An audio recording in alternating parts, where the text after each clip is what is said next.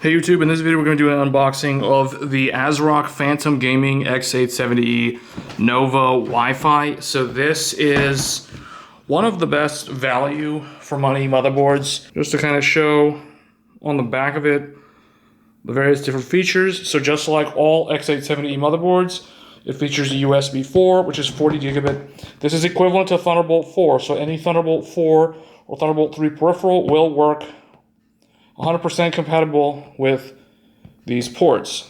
To get two of those, the latch disconnect for the GPU, a whole bunch of USB Type A, and a 5 gigabit LAN interface on the back in addition to Wi-Fi 7. So now let's go ahead and open it up. Okay, so inside the box you get a Wi-Fi 7 antenna here on the top there, and then the actual motherboard itself. We're going to move that to the side for a second. And then down here at the bottom, there is some additional accessories that are included. So over here we have 4 SATA cables. Looks like they have straight through connectors as well as right angled connectors. So that's really good. So there's 4 of those total. And then down here, there is a very useful ARGB splitter or extender cable, which is really, really nice. So that's a good value add. The Tai Chi that we looked at last year comes with the same accessory. Then you get a Phantom Gaming case badge, a Phantom Gaming keycap, which is compatible with Cherry MX switches, 3 probes for tuning fans, then regulatory notices and a quick installation guide that goes over things like how to install the CPU and things like that. So nicely organized there. Now let's look at the motherboard.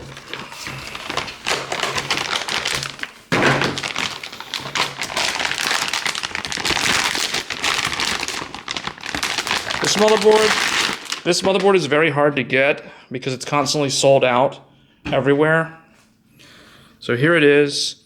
It has this almost like Yu-Gi-Oh! Holographic design language that they're going with, where it changes color depending on the angle that you're looking at it. You can see it has 5 M.2 slots. So the Gen 5 is up here. That is a quick disconnect, like so. So you have thermal pads on the top and bottom. The GPU disconnect latch. If we look at the top here, there's no heat pipe between the VRM stack on this side as well as the top here. So it's something to note. It does have the postcode debug. That's very nice to see on a $350 motherboard. This is also the dual chipset, so it has the full 24 lanes of Gen 5 directly to the CPU, as well as 8 lanes of Gen 3, and also 12 lanes of Gen 4 off of the chipset. So here we have an X1 slot in addition to the X16 Gen 5. We have an X1 Gen 3, and then we have an X2 Gen 3.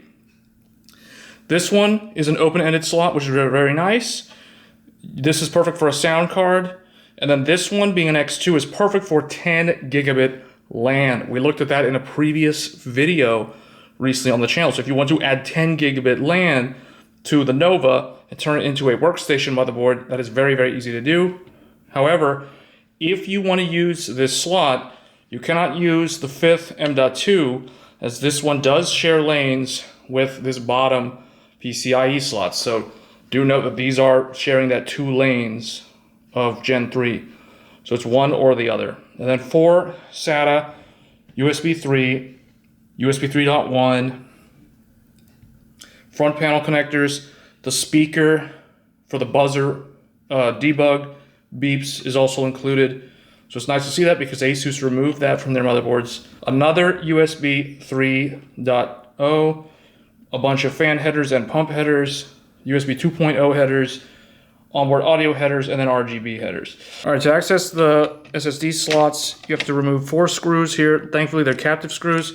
And on the underside, it does have the thermal pads for this heatsink, but the bottom of the SSDs do not have heatsink, so that is something to keep in mind. They do use these latch mechanisms here that are very easy and convenient to lock the SSDs in place, so it's screwless in that regard, but you still need to remove screws to access the SSDs. And then for the 5th one over here, this one is on its own. This is a Gen 3 X2 slot. So the nice thing about this motherboard is for the graphics card slot up at the top, this one is always X16 no matter what, which means you can populate all 5 SSD slots. So that's 1, 2, 3, 4, and then the 5th one up here. You can populate all 5 of them and the GPU will still be running at 16 lanes. The main thing is if you want to use this 5th one over here on the right, you cannot use the bottom X2 slot. So for example, if you wanted 10 gigabit LAN via an add-in card down here at the bottom, you cannot use the 5th SSD slot. So that's like the only trade-off that I can think of. But other than that, the motherboard still offers such an amazing value. It even has a full backplate, you know, so that is just something that you cannot get at this price point. So in terms of value for money, ASRock really is the best one for this current generation of motherboards. So we will be putting this together. This is going to become my new test bench computer that we will use for benchmarking GPUs, for example, with a 9800X3D. It does have the clear CMOS BIOS flashback, Wi-Fi 7 antenna leads, HDMI for the integrated graphics, and then it has a whole bunch of USB, including powered USB. So you got 10 USB type A, some of those are 10 gig, and then you have the 240 gigabit USB 4, as well as the 5 gig LAN, and then optical audio, and then your regular 3.5-inch dedicated microphone and line out. So overall, this board still offers an amazing value proposition for the money. It's very hard to beat in terms of like how much you're getting at this price point. So if you guys found this video useful, and I will see you guys in the next one. Thanks.